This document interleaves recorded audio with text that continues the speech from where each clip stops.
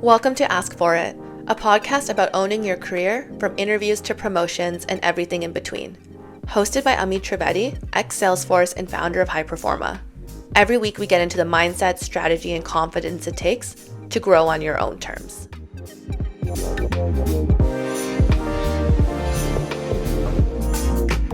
Today I want to talk about the part of an interview that no one really prepares you for. It's not your answers, not your resume, it's not even your background research. We're talking about what hiring managers notice before you say a single word. Because here's the truth. People start evaluating you before you even speak. I've been on both sides of the table. I've interviewed for top tier companies and I've even interviewed other people at companies. And the impressions really start forming fast from the moment you enter the room or you enter that Zoom call.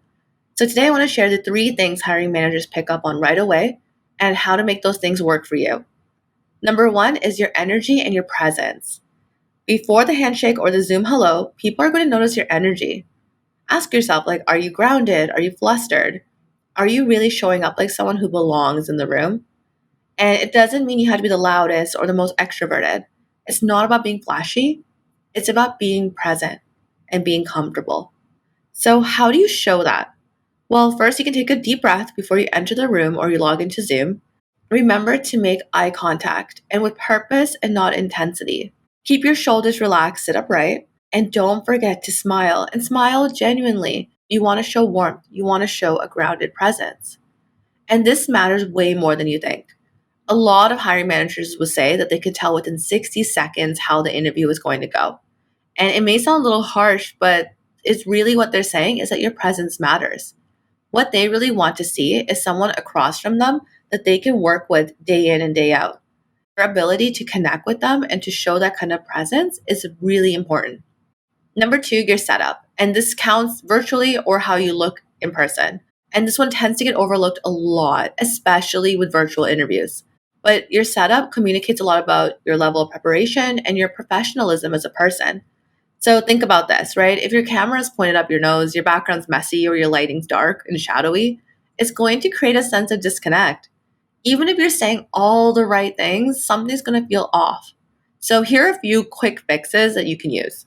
Raise your camera to eye level, and you can even use a stack of books. You don't need to buy anything fancy. Make sure your lighting is in front of you, not behind you, and use a clean or neutral background, and you can blur it if you need to. Also, use headphones with a mic because bad audio will kill your presence. So it's about showing that you respect the conversation, that you didn't just roll out of bed and hop on. Even in person, it still applies, right? Like your outfit, your grooming, your overall vibe. It all speaks before you speak. So ask yourself before you enter in, does how I'm showing up visually reflect how seriously I want to be taken? All right, now number 3, your reaction to small talk. And this is the most underrated one. How you respond to those first 30 seconds of small talk can make or break the entire interview.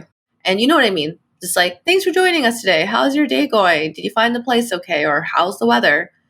It's not throwaway conversation. This is their read on how relaxed, composed, and emotionally intelligent you are. If you start to freeze up or give a one-word answer, they're going to think you're disengaged or nervous. But if you engage even lightly, you're signaling confidence and connection. So try this. Say it's oh, it's going well. Thanks for asking. I've been looking forward to this conversation. How are you? That one sentence will put in control of the tone. It shows that you're not just answering questions, but you're here to connect. This is where you really sell yourself. So don't forget, the hiring managers aren't just listening to what you say. They're watching how you enter a space, how you hold eye contact, and how you react to informal moments.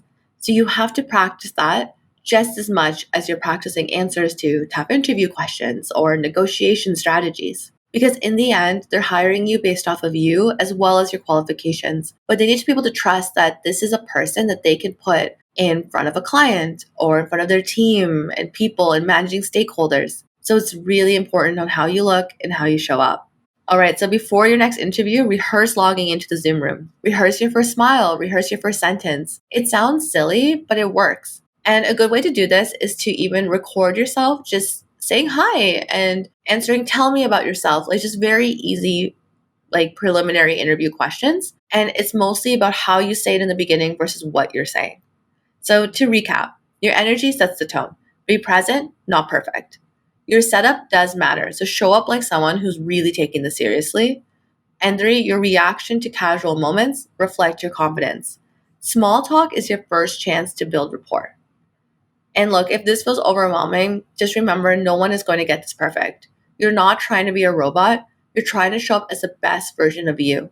Use natural language, use how you usually talk and connect with other people. You have to show that authenticity.